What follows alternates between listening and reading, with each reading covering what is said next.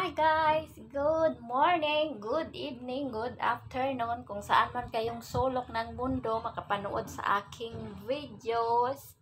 Hello sa inyo!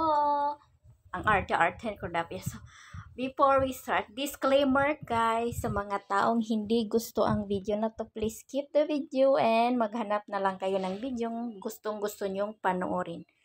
Ang video na to ay bilong lang sa mga taong gustong manood at sa gusto din mag-workout sa kanilang sarili. So, ang pag-workout ay hindi naman requirements. So, depende na yan sa inyo kung mag-workout kayo or hindi. So, kanya-kanya naman tayo ng life. So, ganito ang aking workout guys dahil magpaliit tayo ng balakang. Kung ano bang tawag sa inyo dyan, legs.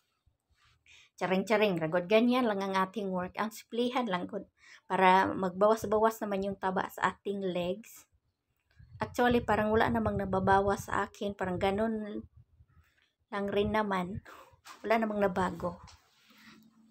Hindi po ako guys, sa mga nagtatanong dyan, akala nyo everyday ako nag-workout. Hindi. Halimbawa, na-workout ako today and then tomorrow resting and then another day naman schedule sa workout. So, minsan, hindi ako nag-workout guys kahit schedule ko pa. So, pag may videos naman akong na nagawa, tapos yun lang na lang ang aking ini-edit, tapos yun ang aking ina-upload. So, ang iba nagtataka sa akin kung hindi ba daw ako nahirapan araw-araw nagwo-workout. So, sabihin ko sa inyo guys, hindi ako nagwo-workout everyday. So, dapat kung mag-workout kayo ngayon, pahinga kayo bukas, and then sa sunod na araw naman kayo magwo-workout. So, dapat may resting yung katawan nyo sa pag-workout, hindi na araw-arawin nyo. Abuso naman yan kung everyday na kayo mag-workout. At saka, wala naman tayong wala naman tayong kompetisyon na sasalihan. So, hindi naman natin kailangan na mag-workout everyday, and then hindi naman tayo artista na kailangan natin pumunta mag-workout. So, dahil hindi naman tayo artista at saka dito lang naman tayo nagwo-workout sa bahay. So, hindi natin kailangan mag-workout everyday.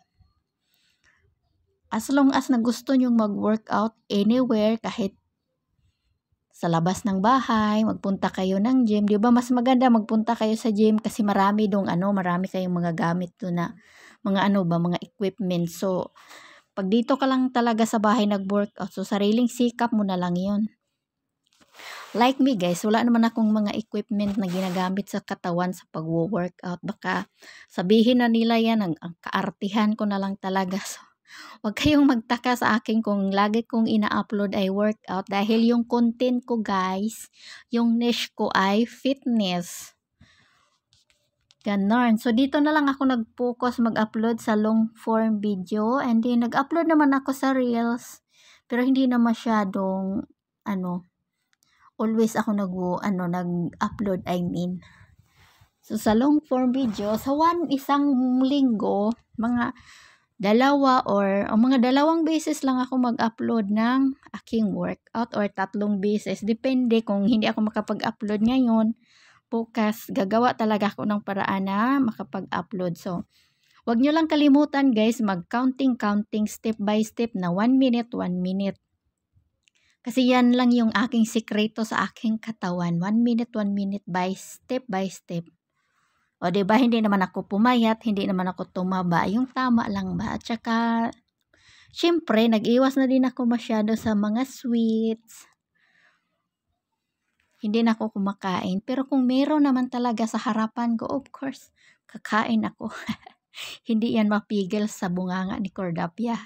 Syempre, sa ating lahat, gano'n naman tayo ng mga Pinoy, no? Pag may makitang masarap, diba, lamon agad. Kung nagda-diet ka, sabihin mo na lang, bukas na lang ako mag-diet. So, ganun tayo. So, kailangan talaga i-discipline mo talaga yung sarili mo para makuha mo yung gustong-gusto mo talagang shape ng katawan. Para ma-achieve mo yung gusto mong makuha talaga. Ganun yung sikreto. Excuse me. Hinga-hinga muna kasi parang hindi ako makahinga sa aking pagbo-voice over. So, ganyan lang guys. Simplihan lang guys pag dito sa home workout. Kunting galaw-galaw lang. Ang importante na pagpawisan ka. So, Hindi naman yan para sa ikabuti ng lahat. Ay, siyempre, ikabuti pala yan ng lahat kung nag-workout kayo. Pero kung hindi naman kayo nag-workout, kung kain lang kayo ng kain, di unhealthy lifestyle. So, dahil gusto ko naman sa buhay kong healthy, kailangan ko talagang mag-healthy guys, kasi may tinutulungan pa tayong kapatid sa pag-aaral, no?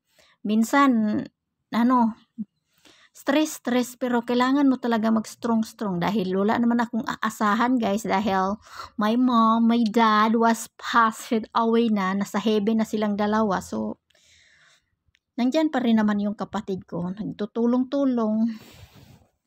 I hope na makatapos sa pag-aaral. Wag na munang love life, charing.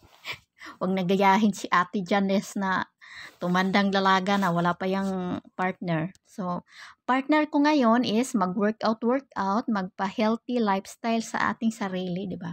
Self-care muna tayo. Paghandaan natin yan ang love life pag sa tamang sa tamang